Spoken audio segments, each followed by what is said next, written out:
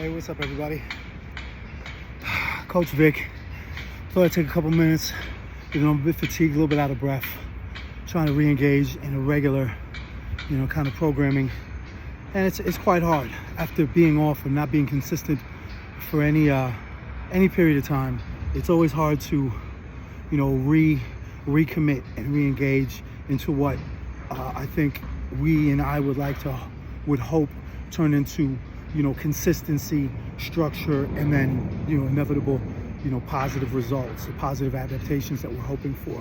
So I'm out here training in the park today using some bands, as I see quite commonly done, especially where I'm at right now. If you look behind me, you'll see a green band, one of the thickest available, and the way it's set up, as you might have seen in many gyms, as well as outdoors, and featured in lots and lots of fail videos, is the assisted pull-up.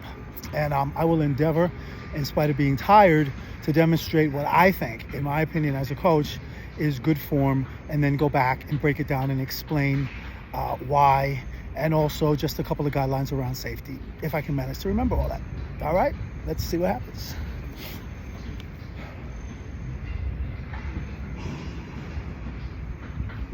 So obviously with the bands, we have to be quite careful.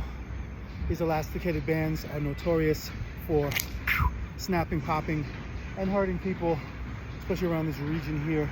But anywhere you get hit with these bands, like a skipping rope, is bound to be painful, but it's something that could be avoided if we just take our time, follow best practice. So I'm tall enough and strong enough to pull this heavy band down far enough to be able to step into it. If you're not, I suggest getting some help, a second party to pull the band down, or find some sort of elevated surface like a footstool, or get your friend to bend over and sit on the back, anything so that you can step into the band and secure yourself with the band around both feet.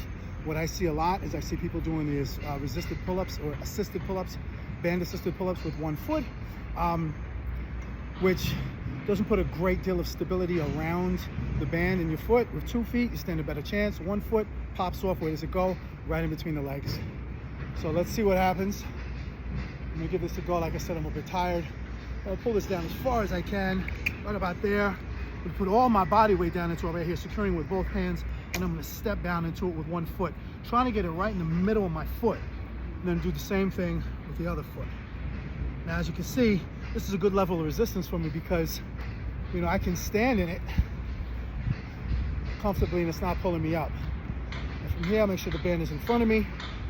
It's not pulling. Might pull on my t-shirt a little bit. What I intend to do is now I'm just gonna hop up. I don't have very far to go to get that band. And once I start pulling, I'm gonna try to engage my core as much as possible. What does that mean? It means a little bit of bracing, a little bit of contraction in my glutes and my quads. I'm gonna put my toes down.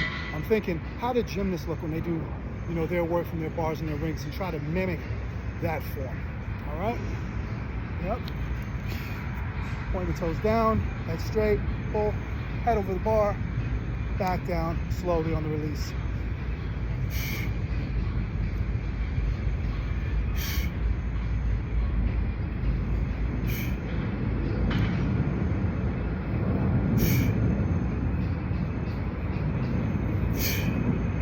Now I'm getting fatigued.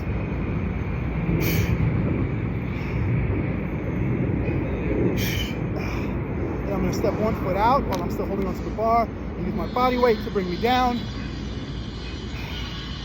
I can either step forward or step back. I have funny shaped sneakers or trainers, and when I lift my leg up in front of me, it does tend to get caught on these bubbles here on the side of my foot. So I must remember to be very careful, securing the band, pulling my foot out, continue to holding it, not let it snap. For what it's worth, this is my take on the assisted pull-up using a resistance band. Coach Vic, please leave your comments, questions below. Look forward to hearing from you. Take care.